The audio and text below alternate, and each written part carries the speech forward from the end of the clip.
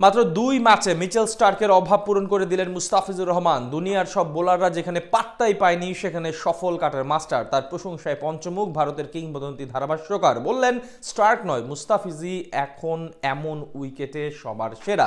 IPL এর পরের আসরে তিনি পেতে পারেন চওড়া দাম। স্টার্কের অভাব পূরণে ফিজের কার্যকারিতা নিয়ে বাকিটা জানবো রিপোর্টে। বল হাতে প্রথম ওভারেই কাটার মাস্টারের ব্রেক থ্রু, ডেথ ওভারেও উইকেট তুলে অধিনায়কের মুখে ফোটালেন হাসি।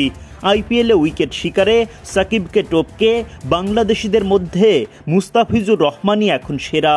কিংবদন্তি ধারাভাষ্যকার ইয়ান বিশপের কণ্ঠে মুস্তাফিজকে নিয়ে প্রশংসার বাণী। প্রীতি জিন্তার পাঞ্জাব কিংসের ব্যাটারদের সামনে দ্য ফিজের চোখ রাঙানি। নিজের বলেই বেশ কঠিন ক্যাচ নিতে গিয়ে ব্যর্থ হলেন, ব্যথাও পেলেন বেশ, তবে তাতে থামেনি উইকেট তোলার রেশ। এবার আইপিএলে পাঞ্জাব কিংসের মুখোমুখি হয় মুস্তাফিজুর রহমানদের দিল্লি ক্যাপিটালস। টস জিতে আগে বোলিংয়ের সিদ্ধান্ত নেন দিল্লির অধিনায়ক ফাফ ডু প্লেসিস। বল হাতে কঠিন চ্যালেঞ্জ নিয়ে হাজির কাটার মাস্টার।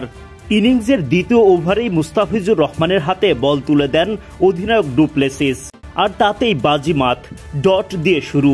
এরপর ওভারের পঞ্চম বলে গিয়েই দ্য ফিজের আসল জাদু।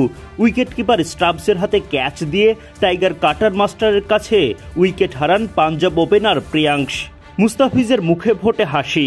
নিজের প্রথম ওভারে 3টি ডট সহ মাত্র 5 রান খরচায় দলের প্রথম ব্রেক থ্রু এনে দেন তিনি।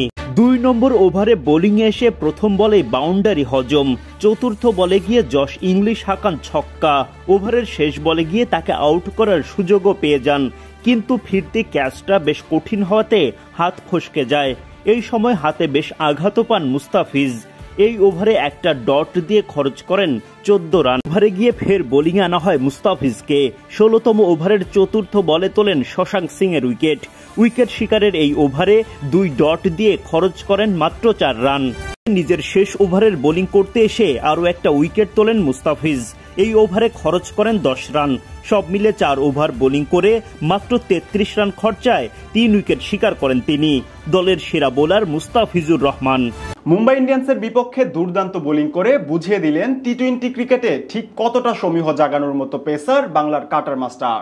2025 আইপিএল এর নিলাম থেকে দল পাননি মুস্তাফিজুর রহমান।